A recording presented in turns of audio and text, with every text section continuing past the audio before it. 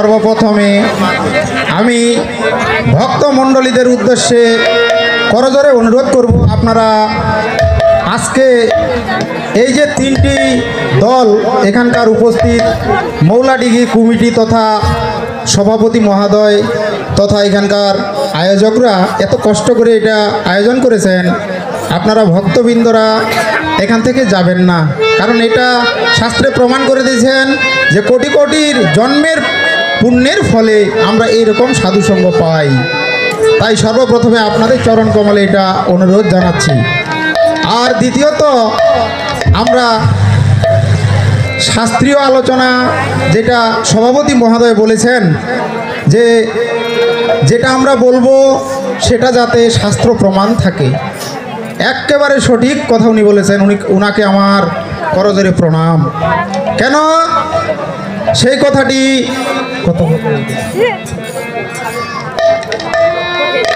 কথাটি গীতায় বলেছেন 16 অধ্যায়ের 23 এবং 24 নম্বর শ্লোকে। কি বলেছেন? যে কর্তব্য অকর্তব্য একমাত্রই শাস্ত্রে নির্ণয়, শাস্ত্র মেনে যে কর্ম করে সে কি পরম গতি লাভ করে। জয় জয় গৌরীতাই অদ্বৈত প্রেমানন্দে। তাই এই শাস্ত্রই হইল মূলাধার। শাস্ত্র ছাড়া আমাদের কোনো কথা বলা যাবে না, অপরাধযুক্ত হবে। তাই এই 4 বেদ 14 শাস্ত্র 18 পুরাণ এটা প্রতি যুগে যুগে হয়ে আসতেছে। তাই কি করলেন শ্রী শ্রী গৌরাঙ্গ মহাপ্রভু, ইনি এই কলির নায়ক হলেন। এটা আমরা না, সমগ্র বিশ্ব এটা শাস্ত্র অনুযায়ী প্রমাণ দিচ্ছে যে শ্রী শ্রী গৌরাঙ্গ মহাপ্রভুর উপরে কোনো মাহাত্ম্য এখনো এই কলিযুগে আসে নাই। তাই এই কলিযুগের শ্রেষ্ঠ নায়ক হইল শ্রী শ্রী চৈতন্য মহাপ্রভু। তাই এখানে পূর্বে আমরা বর্ণ বিষয়ে আলোচনা শুনলাম। তো আমার সভাপতি তথা কমিটি মহোদয়ের কাছে একটি অনুরোধ, যে পূর্বে আলোচনায় করা হইল, দেখলাম এর আগের পালাতে যে যাদের যেটুকু সময় একটি করে খালি কীর্তন দিল আর বাকি সময় আলোচনা করলো। তো ওই প্রেক্ষাপটে কিঞ্চিত আলোচনা করার চেষ্টা পাচ্ছি, আপনাদের চরণ আশীর্বাদ থাকলে করবেন তো আমাকে আশীর্বাদ অবশ্যই। তো পূর্বে আমরা শুনলাম 4 বর্ণের ধর্ম সঠিকভাবে পালন করতে পারলেই নাকি ভগবানকে পাওয়া যায় শাস্ত্র মতে।